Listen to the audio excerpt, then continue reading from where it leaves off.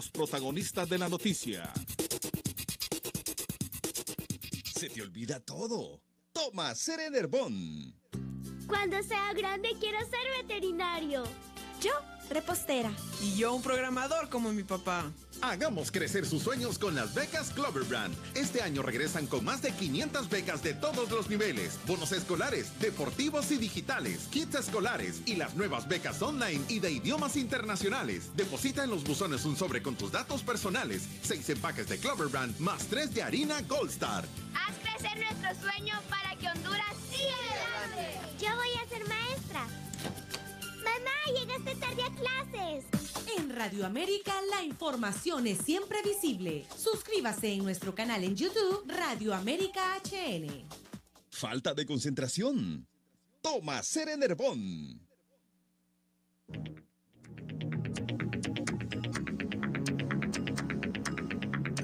Saludos amigos, muy buenas tardes, gracias por estar en sintonía de Radio América y aquí del programa Doble Vía. Comentarios rápidos antes de presentarles a nuestro invitado. Escuchen ustedes lo que son los premios, ¿verdad? Y las burlas al mismo tiempo, premio y burla. Premio para el político, burla para el pueblo. Siempre he señalado esto y aquí nadie lo corrige. En las reformas a la ley electoral se debería de contemplar esto de que alguien que es electo para ser diputado no llegue a la administración pública. Se burlan de la población, le piden el voto a la población, van a los pueblos a decirle a la gente que le van a construir hasta lo que no les corresponde, ¿va? Porque a un diputado no puede ofrecer un hospital porque no lo puede construir, es demagogia. Tiene que depender de un favor o comprometerse, no puede prometer un estadio porque no, puede decir voy a presentar un proyecto a ver si pega, porque esas cuestiones también dependen de un presupuesto. Pues bien, hay tantas cosas que dicen los diputados o los que aspiran a ser diputados, pero le prometen al pueblo para que vote por ellos. Pero ¿qué es lo que sucede con los calculadores? Que no quieren ser diputados, quieren únicamente asegurar una chamba. Por si en dado caso su partido pierde, entonces tienen una chambita asegurada. El sueldito del Congreso, que no ha de ser malo. Algunas prebendas ahí de demás que entonces le sirven demasiado al diputado. Pues eso es lo que vemos en todos los gobiernos. Más tardan en juramentarlos que en pedir permiso para ir a trabajar a la administración pública. Le sucede a muchos, muchos. El señor Reinaldo Sánchez es de los últimos becados que estamos viendo. En el Congreso anterior, lo mismo, lo eligieron, inmediatamente pidió permiso para ser secretario privado del presidente, lo que garantizaba era la chambita en el Congreso por si acaso, ¿eh? Entonces se fue y luego renuncian y regresan los últimos 6 meses de acuerdo a la ley para estar ahí recibiendo también y estar siempre en el poder. Ahora el señor Reinaldo Sánchez, algo que ya se había anunciado, ni siquiera es sorpresa, se dijo que al señor, y que decían que estaba también medio resentido porque quiso ser presidente del Congreso y le ofrecieron otras cosas, pues se había anunciado en días pasados, y mire cómo salió exacto, que le iban a dar la oficina de desarrollo de no sé qué diablo le dicen a esto, de desarrollo, de inclusión social, yo no sé qué, es la oficina encargada de la demagogia, o sea, de proyectos que más que proyectos son demagogia. Demagogia, andan haciendo fogones, andan haciendo esto y lo otro, y la persona que está al frente saluda con sombrero ajeno, saluda como que fuera un regalo de ella, de su sueldo, como una persona filantrópica, cariñosa, amante del pueblo y que se despoja y le regala una casa, le regala un fuego, pero no es así, es un programa que sale del dinero del pueblo, pero se lo dan a quien le quieran levantar el perfil. Pues aquí lo pusieron al señor Reinaldo Sánchez y lo anunciaron con días de anticipación. Le van a dar la oficina de desarrollo esta para que vaya a hacer proyectos a los pueblos y que gane perfil, porque también lo tienen como posible candidato, para construirle un posible perfil a candidato presidencial si es que el presidente Hernández se aburre de ser presidente y le da la oportunidad a otro. Pero eso es lo que los tiene. Entonces los mandan ahí. Esta es una burla para el pueblo. Es un premio para él. Es un premio para él. Pero vamos más allá. ¿Cómo es posible? Van a ver cuánta gente quiere ser diputado, hombre o mujer, y hay tantas zancadillas, tantas argollas por quitar a alguien y meter a otro. ¿Cómo es posible que alguien sea tan calculador y que sean las argollas tan cerradas que si el señor Reinaldo Sánchez no quería ser diputado, quería ser funcionario, ¿por qué no le dejó el puesto a otro? ¿Por qué no dejó que otro participara? Entonces ahí está la respuesta, porque son calculadores, porque si en dado caso el partido pierde, tienen una chambita sin necesitarla, ¿va? Sin necesitarla, porque no estamos hablando de gente pobre, no estamos hablando de gente que gana salario mínimo, no estamos hablando de gente que anda en bus, no, estamos hablando de gente que tiene poder y tiene dinero, pero aún así se aseguran su chambita, le quitan la oportunidad a gente que sí quiere ser diputado, le quitan esa oportunidad, porque son, aparte de aborazados, egoístas, calculadores.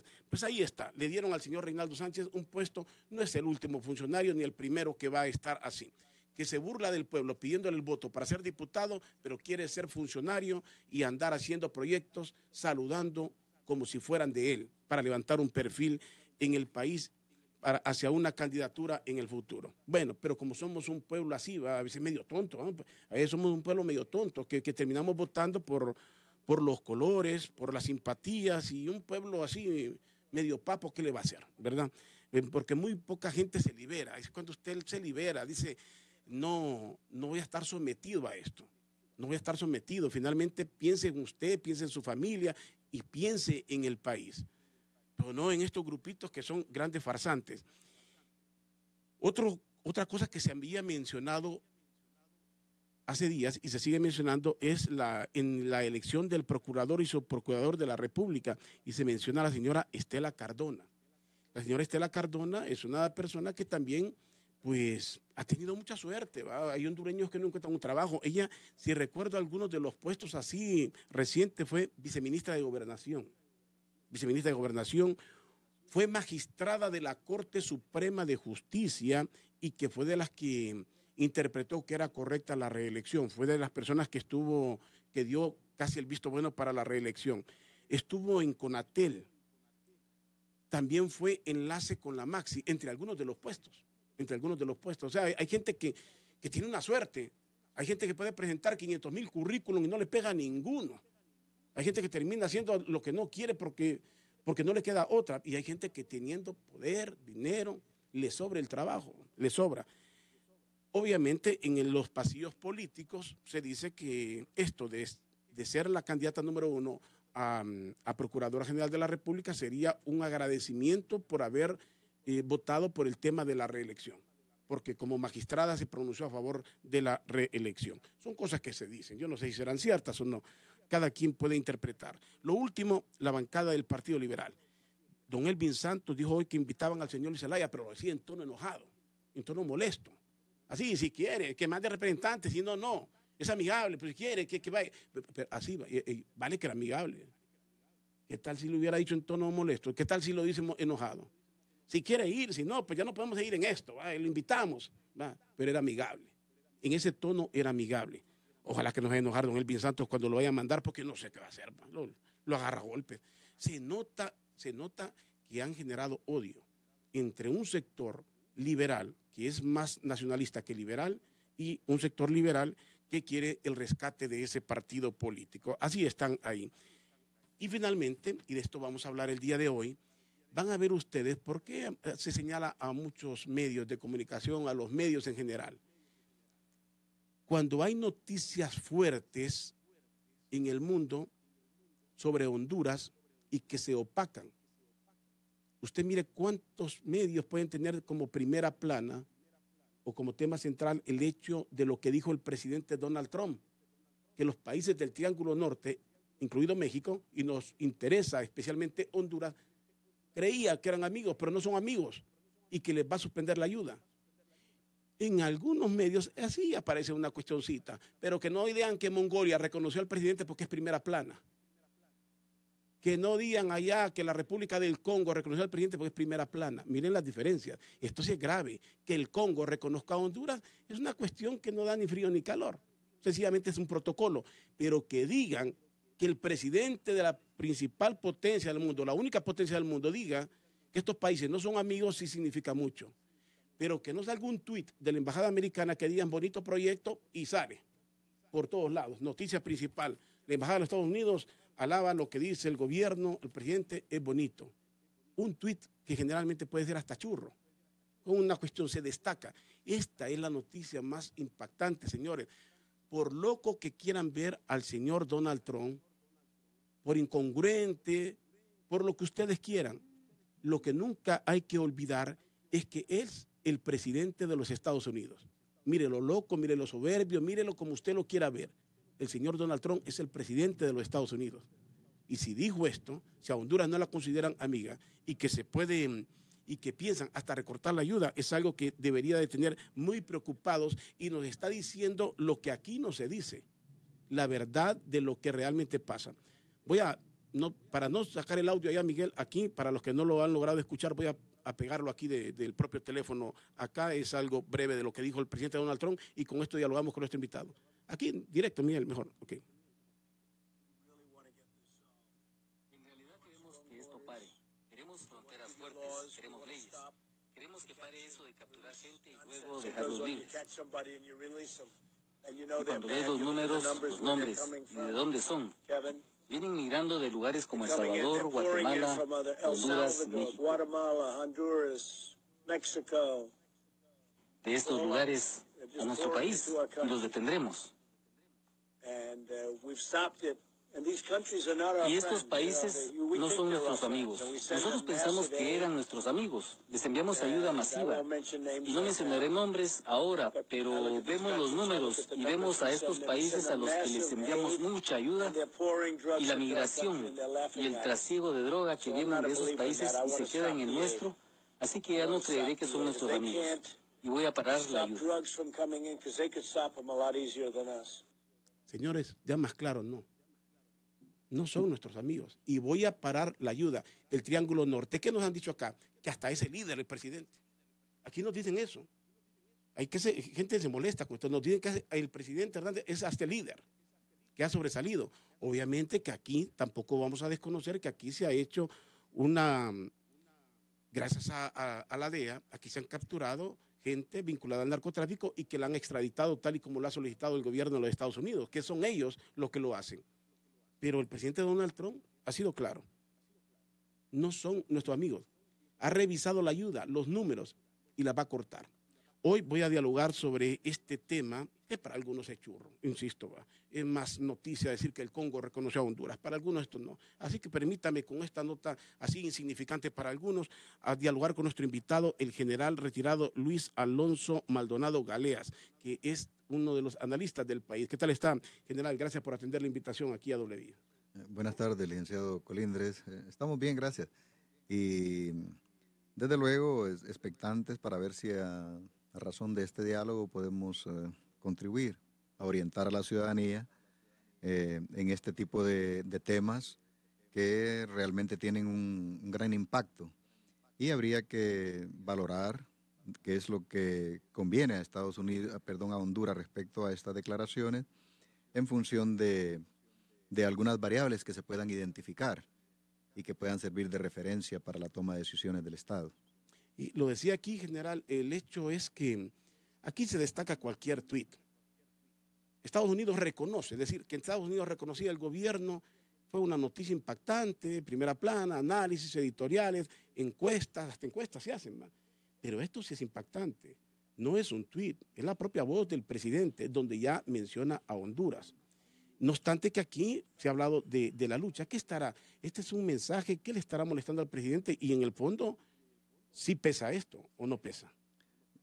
Pesa, y vamos a identificar en qué aspectos. Lo importante es identificar que hay una expresión que no ha sido usual en el lenguaje de los presidentes de los Estados Unidos. Si bien es cierto, los hondureños debemos de reconocer que en el mundo los países se mueven en alianzas, son aliados. En algunos casos se habla del término de amistad, pero la amistad puede ser hasta relativa o ausente. Sin embargo, no es parte del lenguaje de las relaciones internacionales y esto pues incluso la expresión anterior que se dio respecto a los ciudadanos de Haití crea una especie de reacción. No obstante, hay que destacar en qué términos esta reacción impacta en los países, particularmente en Honduras. Y es una manifestación clara, sin ambajes, sin adornarla de ninguna manera, sino que simplemente decir no son mis amigos.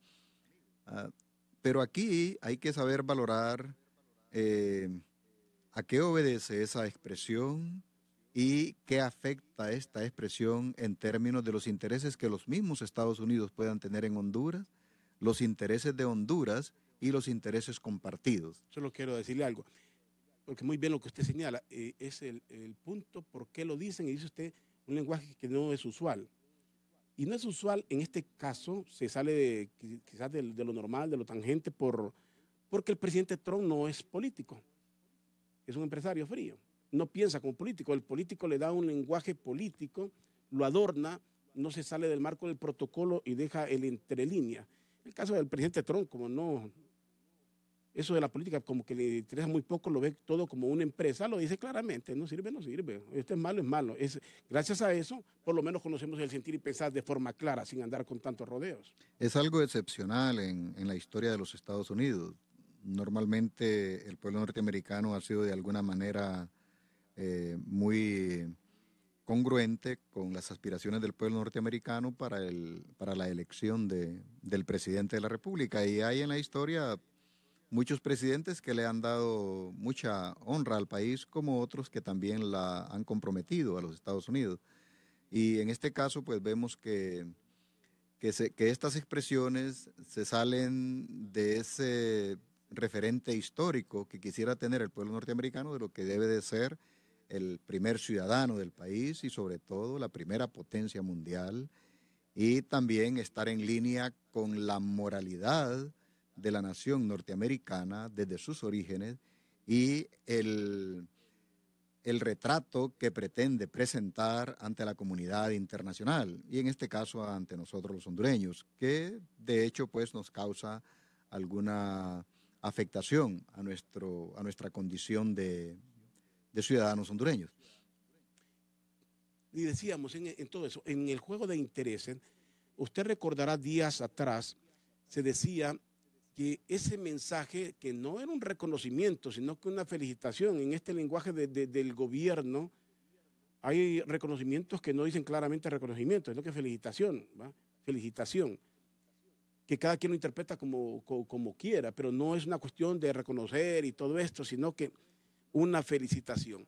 Se dijo en ese momento, se comentó mucho a nivel de análisis, que había una respuesta del gobierno de los Estados Unidos porque algunos países aquí en la región lo acompañaron en la decisión de reconocer a Jerusalén como la capital de Israel. El Salvador, que no lo hizo, se interpretó, por supuesto, fueron interpretaciones. El Salvador, que no acompañó, entonces fue calificado entre los países malos. Entonces había una cuestión de aliados, fueron aliados y acompañaron a los Estados Unidos en esa decisión. Honduras jugó política. Si eso es válido, le sirvió muy poco la política. Entonces la utilizó los Estados Unidos. Y aquí es donde el juego de intereses se visibiliza. Por ejemplo, El Salvador es el país que más apoyó el proyecto de Irak de los Estados Unidos. Y El Salvador se designó o se incluyó como un socio, como un miembro asociado de la OTAN en su momento.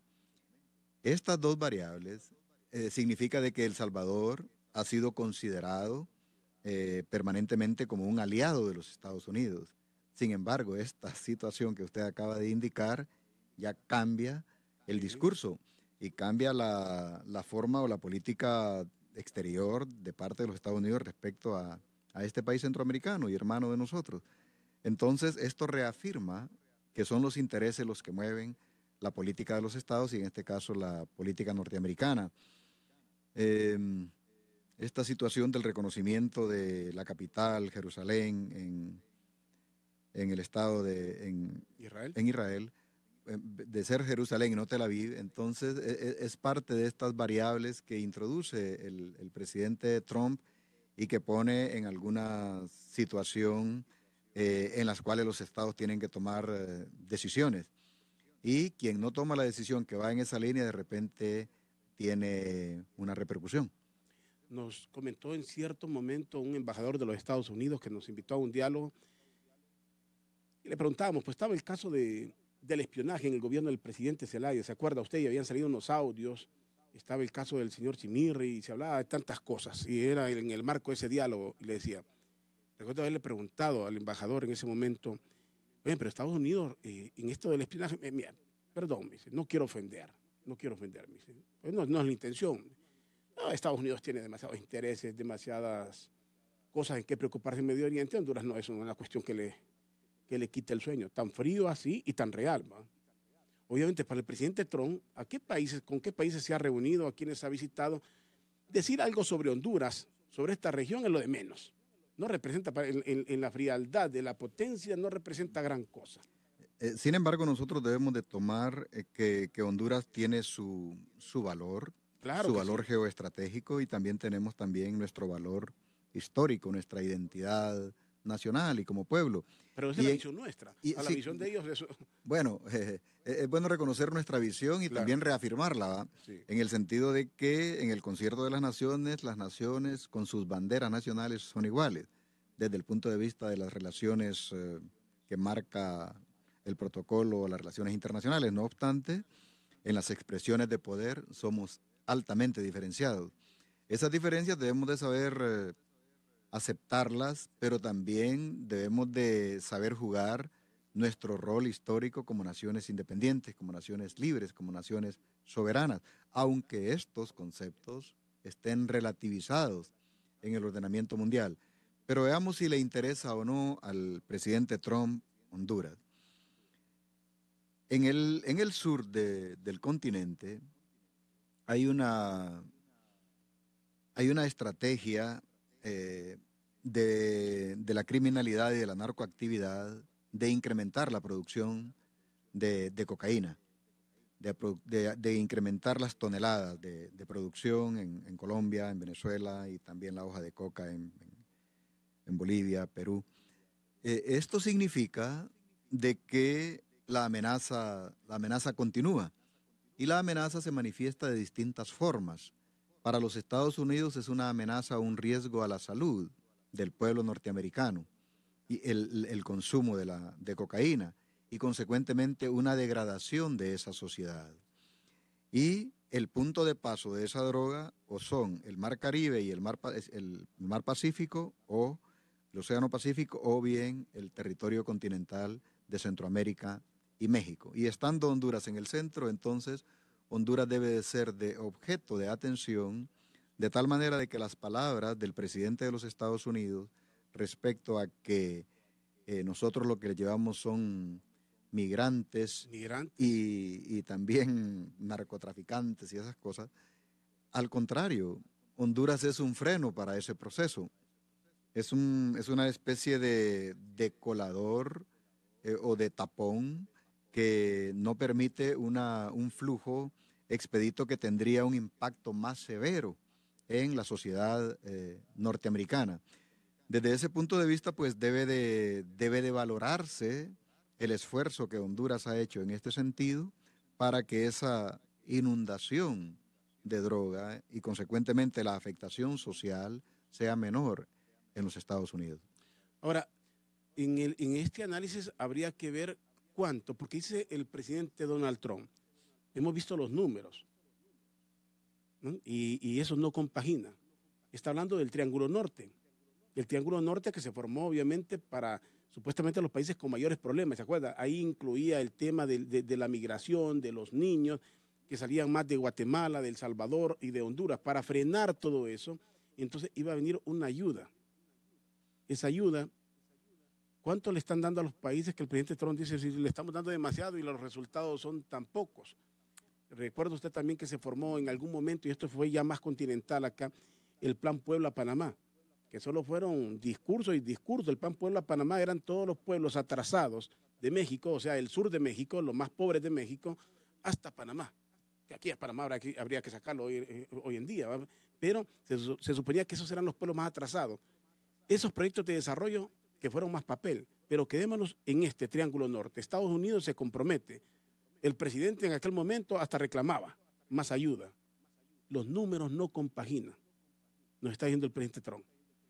mucho dinero y muy pocos resultados. Está hablando de los 3 países, por supuesto. Sí, y el asunto es que el presidente de los Estados Unidos mantiene un discurso muy fuerte respecto a los temas migratorios.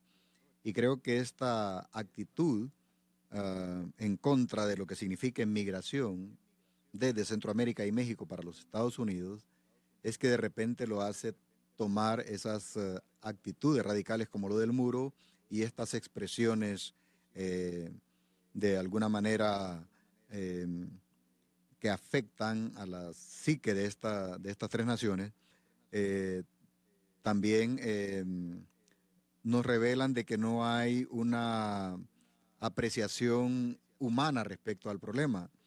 Digo humana en el sentido de que las migraciones se toman como derechos humanos, como derecho de las sociedades a migrar. Todos sabemos que los Estados Unidos es producto de un proceso migratorio y por lo tanto no deben de haber barreras tan determinantes para estos procesos. Desde luego los estados se protegen de ciertos riesgos. Los riesgos, en este caso, una amenaza mundial es el terrorismo, pero no tenemos los antecedentes ni tenemos tampoco el ánimo entre los centroamericanos y los miembros del Triángulo Norte de tener ideas de esa naturaleza. Por lo tanto, la valoración humana es importante desde el punto de vista de la estrategia o de la política de los Estados Unidos respecto a estos países. Y ahí incluyeron el problema económico en el Triángulo Norte. ¿Qué significa? De que en la medida de que de alguna manera se incrementa el desarrollo económico en estos países y se posibilite la generación de empleos masivos, que es como parte del contenido del Plan de Alianza para la Prosperidad, entonces esto minimiza la posibilidad de migrar hacia los Estados Unidos. En ambos sentidos, tanto las intenciones que tienen estos pueblos de poder fortalecerse internamente en sus democracias y en sus economías, como en los Estados Unidos de poder frenar estas migraciones masivas, de hacerlo de una manera correspondiente, te ayudo, yo te ayudo. Ese sería el ideal de esta política y nació con esa intención en la administración Obama, de manera de que fuese favorecido los Estados Unidos y también fuésemos favorecidos nosotros los países pertenecientes al Triángulo Norte. Hay que recuperar la buena intencionalidad de los estados. Usted se acuerda que los mismos Estados Unidos tuvieron Alianza para el Progreso y una política de buena vecindad. Sí. Y en esto de la buena vecindad tiene que ver también con los mismos intereses de los Estados Unidos. El traspatio de las fronteras terrestres de los Estados Unidos son México y Centroamérica. Y Canadá nunca ha constituido una amenaza. Entonces, creo que de alguna manera Centroamérica y Sudamérica están esperando de que los Estados Unidos vuelva la vista a esta parte del continente con otro ánimo, con otro espíritu de integración continental, de seguridad continental, de seguridad compartida, que son elementos que se usan también dentro de los acuerdos de seguridad, la cooperación para la seguridad y los acuerdos compartidos. Ya se ha dicho en el lenguaje político en Honduras, la cooperación compartida pero diferenciada. Creo que el pueblo sabe algo de esto. Significa de que comparto esto que corresponda a nuestros intereses comunes, pero nuestras actuaciones van a ser diferenciadas en el marco de esta cooperación mutua. Bueno, ahí entendamos un poco todo esto. El hecho, obviamente, y lo que nos puede interesar, la forma como nos estamos marginados a nivel de gobiernos, ¿verdad? Oppenheimer lo escribió en uno de sus libros, hablando de todos los países, de todos los presidentes de los Estados Unidos. ¿Cuántos han visto el continente? ¿Cuántos lo vieron? Y decía, apenas una vez mencionaron allá a Argentina, como 2 veces a México, y lo demás ni siquiera lo mencionan. Hablando de todos, o sea, todos han tenido esa visión, pero yo quiero insistir, una cosa, y hay que entenderlo, una cosa es nuestro cariño al país, pues somos hondureños, obviamente, todos queremos que el país sea grande, pero estos gobiernos están dando un mensaje. Recuerda usted cuando se fue en la colaboración sueca del país, se fueron por corrupción, sentían que ayudaban mucho y que aquí el dinero se iba en corrupción. Finalmente, estos gobiernos, o un gobierno tan frío como el que tenga el presidente Trump, puede decir, bueno, pero estos países son ¿de qué? ¿De corrupción? ¿Políticamente débiles? ¿Sin institucionalidad? ¿Cuántos mensajes habrá en todo esto que sabemos en el fondo que es real? ¿Cuánta ayuda realmente se va? ¿Cuántas veces nos ha dicho Marvin Ponce? Para algunos le pueden decir lo que sea, pero información clasificada la ha tenido, porque ha estado en casa de gobierno. Dice, faltan diputados, faltan alcaldes en la lucha contra el narcotráfico. ¿Tendrá todo esto, hablando exclusivamente de nuestro país, un informe de decir, la lucha ha sido muy débil solo con la gente que le han pedido, pero hay gente poderosa que no le entregan o que no se va? ¿Podría haber algo de esto que diga el presidente Trump? Estos países no están respondiendo como deben. Creo que es de lo cual nos debemos de cuidar los hondureños y que desafortunadamente hemos caído. Y siempre va a tener la razón el presidente Trump si nos dice que en Honduras hay corrupción. Siempre va a tener la razón de que tenemos una débil institucionalidad. Y va a tener la razón en el sentido de que la política ha prácticamente absorbido algunas funciones que tienen que ver con la justicia y la seguridad. Entonces, aspectos como el constitucionalismo, aspectos como el fortalecimiento o debilitamiento de las instituciones y la corrupción generalizada e institucionalizada, entonces es parte de nuestra realidad y debemos de aceptarlo. Cualquier expresión que pudiera salir del presidente de los Estados Unidos en torno a estas variables, creo que con dolor en el alma tendríamos que aceptarlas. Y es aquí donde viene el desafío. Somos merecedores de ese tratamiento diferenciado y un tanto despectivo de parte de los Estados Unidos para Honduras, en cierto modo. No debemos de aceptarlo con beneplácito porque no lo merecemos como pueblo. Como pueblo. Sin embargo, al estar nuestra historia, particularmente la más reciente, cargada de tanta debilidad respecto a la misma gestión del Estado, entonces es un llamado de atención para decir, debemos demostrar una cara más digna para que tengamos también un trato digno. Yo lo vi desde el inicio, porque digo, no se trata de no querer al país, que la gente no malinterprete, es que digo, usted miró, quizás con el primer país que se iba a reunir el presidente Donald Trump, increíblemente era con México.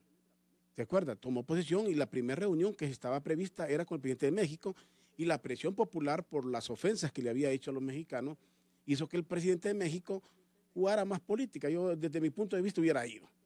Se ganaba más reuniéndose que rehuyendo por aceptar, por esa presión de la gente de no atenderlo, porque finalmente están entre países fuertes.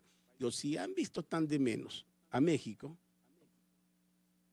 ¿qué significa México con nosotros? Seamos honestos, en México hay tanta pobreza y todo eso, pero México está en una situación superior a la nuestra, una capacidad superior. Y si han visto de menos a México, imagínense a nosotros. ¿Qué representa México? ¿Qué representamos nosotros? Claro, y hay un tratado de libre comercio, hay una relación histórica, hay unos 20 millones de mexicanos que forman parte incluso hasta de la estructura administrativa de los Estados Unidos. Es un país también con mucho potencial, petróleo y otras fortalezas que tiene al interior de su territorio. Y bien lo dice usted, si se trata de menos a una nación que está en el ranking de las más influyentes en el continente. Sí, país casi industrializado. Sí, claro, entonces, ¿cómo nos mirarían a nosotros?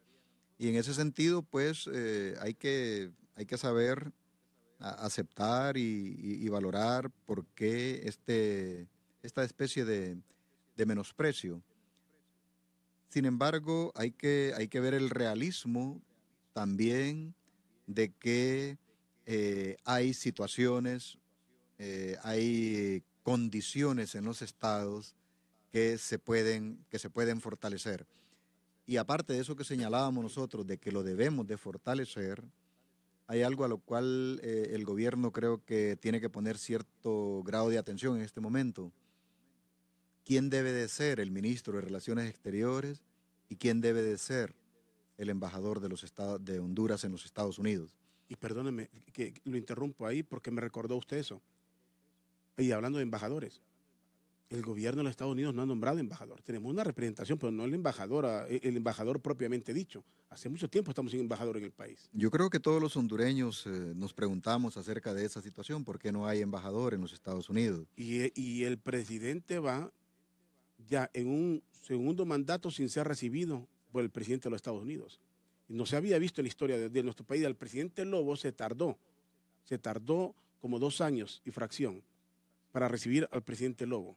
Pero se fueron los 4, el señor Juan Orlando no lo recibió Obama, y con el presidente Trump yo no sé si tienen alguna esperanza, pero de momento pareciera que no, pareciera, obviamente esto puede cambiar. Sí, es el lenguaje diplomático, es el lenguaje en el cual se mueven las relaciones internacionales y que dan indicaciones, a veces para personas como nosotros difíciles de captar cuáles son las intenciones, pero sería bueno para Honduras de que esta representación diplomática de los Estados Unidos estuviera claramente definida, en el sentido de que históricamente esta representación ha tenido una gran influencia en el devenir de nuestro país y quiérase que no, haciendo a un lado este tipo de relaciones un tanto tensas, pero también Honduras necesita apertura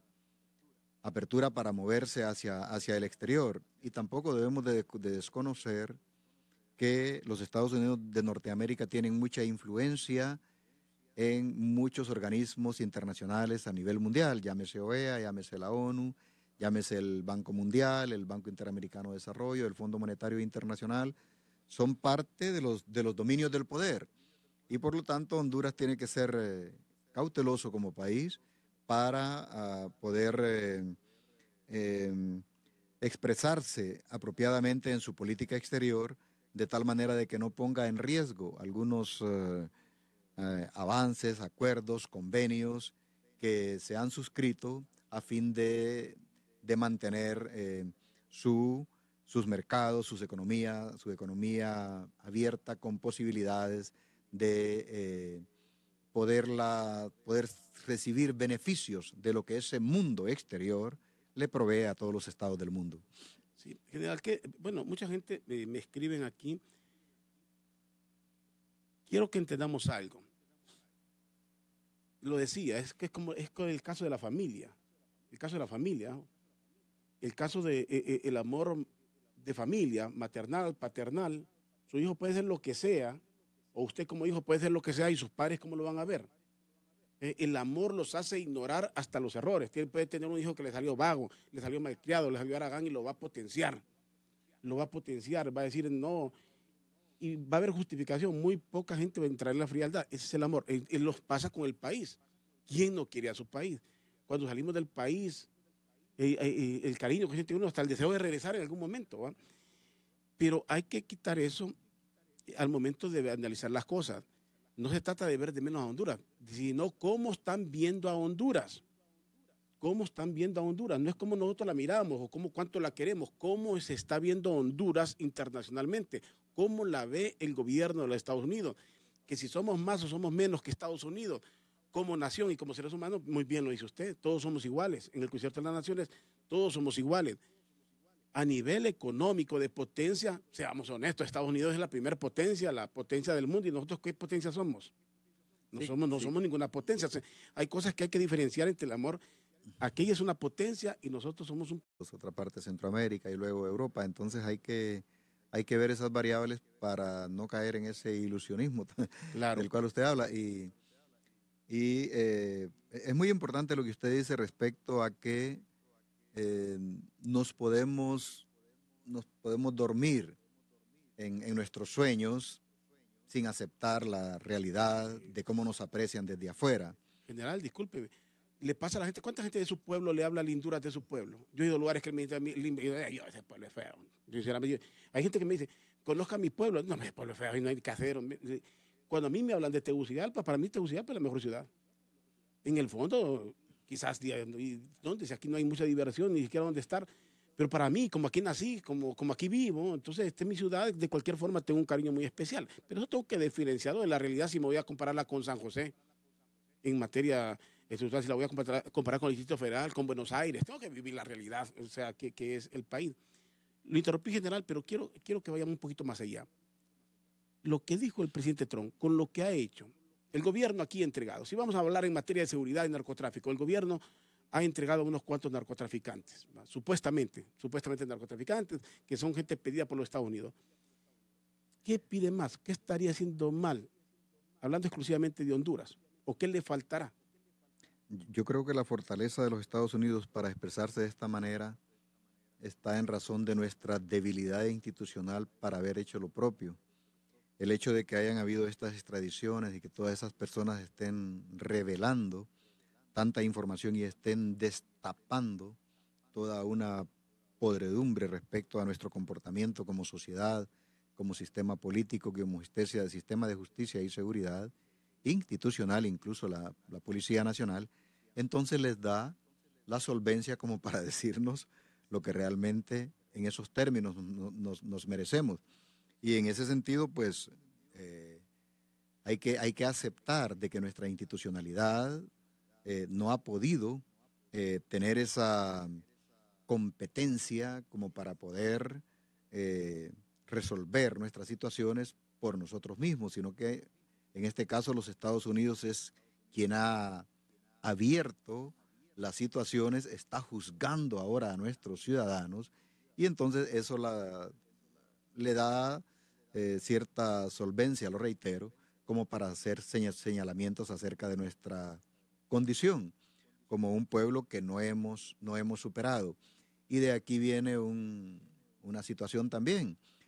Lo que estamos viviendo ahora como producto de los últimos 10 años, digamos, 2 periodos de gobierno, más el periodo anterior de 3 años que vamos de crisis en crisis, este deterioro institucional, este deterioro de nuestro sistema democrático interno es parte también de la visión que se tiene desde el exterior. Y ojalá y nosotros podamos hacer la lectura adecuada de tal manera de que, conforme a nuestras decisiones, como pueblo y como gobierno, países como los Estados Unidos y el resto puedan vernos desde otra perspectiva. Un buen resumen ahí. Porque usted nos recuerda que desde el 2009, no significa que antes del 2009 no era trágico el país. Por supuesto que siempre hemos sido país tercermundista. Por supuesto de que la situación ya era difícil, pero del 2009 todo se ha venido agravando en el país. La institucionalidad oficialmente se ha perdido y cuántas cosas se han dado. Nunca nos perdamos de la realidad, insisto, por mucho que tengamos amor al país, por mucho que queramos ver, recordar, no es normal porque nos acostumbraron a un protocolo. Presidente electo, presidente invitado a Washington en un simple protocolo, como un gesto de hermandad, de lo que sea, pero el protocolo, como la bendición de la nación hacia al país amigo, pongámosle así. Eso siempre se dio. Ese protocolo se perdió desde que llega el presidente Lobo. Quizás todos lo comprendimos. Decíamos como veníamos de un golpe de Estado, aunque el presidente Lobo fue electo como era, pero entendíamos que era una especie como de castigo. Había un lío, Estados Unidos no quería tomar partido o no lo quería dar a conocer públicamente, pero se fue ese gobierno. Llegó el primer periodo del presidente Hernández, no era discutible. Este es discutible. Cómo llegó al poder, cómo se mantiene, este es discutible, pero el periodo anterior no era discutible. Ganó las elecciones, sé que como las haya ganado, aunque hayan dicho, pero en ese momento no habían dudas, ganó, pero no lo recibió ni el presidente Obama. No lo recibió Trump en el tiempo que ha estado. No tenemos embajador. El hecho de esa displicencia, que la puedo nombrar, obviamente lo pueden nombrar en cualquier momento, pero nos dice que ahí hay algo que no encaja en la diplomacia, no encaja en ninguna manera. Ahora, ¿qué puede hacer el gobierno? ¿Qué es lo que va a hacer? ¿Un lobby? Alguien tiene que le contesten una carta, ¿contestar qué? ¿Lobby? ¿Ir a Washington? ¿O qué tendría que hacer el gobierno? Es la pregunta, para recuperar esa confianza. Yo creo que el gobierno tiene que hacer un análisis de la situación y por lo menos conservar aquellas acciones, aquellos logros que se han dado con respecto a los Estados Unidos y su política exterior. Me estoy hablando a los convenios de cooperación, ya sea económica, ya sea de carácter político. Debe de continuar defendiendo este plan de alianza para la prosperidad, contribuyendo junto con el Triángulo Norte porque es de interés colectivo regional. Y si bien es cierto, de alguna manera se le atribuye al presidente Hernández que liderara esta iniciativa, pues corresponde a hacer el lobby correspondiente con los países de Guatemala y El Salvador para reanudar o retomar la temática del Triángulo Norte para hacerlo conjuntamente hacia los Estados Unidos. Otra de las acciones que pudiera hacer es tomar algún giro respecto a quién debe de ser el ministro de Relaciones Exteriores y quién debe ser el embajador de Honduras en Washington, a fin de formar un equipo con la suficiente fortaleza como para poder hacer el lobby correspondiente. Porque hay una cosa también, los Estados Unidos no son el presidente Trump. Claro. Ellos tienen una institucionalidad muy sólida, en donde... Esa es la palabra. Ellos tienen institucionalidad. Exacto, y eso es correcto. Exacto. Entonces, los países, y en este caso Honduras, también tiene abierta la otra institucionalidad de los Estados Unidos. Llámese Congreso, llámese lo que tiene que ver con otras instituciones del sistema judicial o también el mismo sistema empresarial. Ahí es la sede de Naciones Unidas. Bueno, hay tanta institucionalidad a la cual Honduras puede recurrir para llevar un mensaje, por lo menos, de buena intención y de un giro de la política exterior para que pueda, digamos, hacer una relación digna respecto a esta postura del presidente de los Estados Unidos, sin entrar en confrontaciones, sino, como lo reitero, la conservación y fortalecimiento de aquellos pasos positivos que se han dado en términos de acuerdos, de convenios, de carácter político, económico, social, inclusive militares. Bueno, aquí hay muchos comentarios, resumo algunos a nivel de pregunta. Alguien le manda saludos aquí, saludos a mi general Maldonado Galea desde Houston, de parte del sargento Francisco Betancourt. Lo admiro, trabajé con él, dice, en el táctico especial, le dice aquí, así que lo estaba, y me imagino que lo está viendo ahí por el Facebook Live en este momento. Y la ley de colaboración eficaz debe ser importante. Nos dicen que quizás todo eso influye. Una ley de colaboración eficaz. ¿Cuántas cosas se han dado? No sé si eso también influye entre toda la información que puede tener el presidente Trump, que en estos países, o por lo menos en el caso nuestro, que nos interesa, no sé. Un saludo fraterno, sargento Betancourt.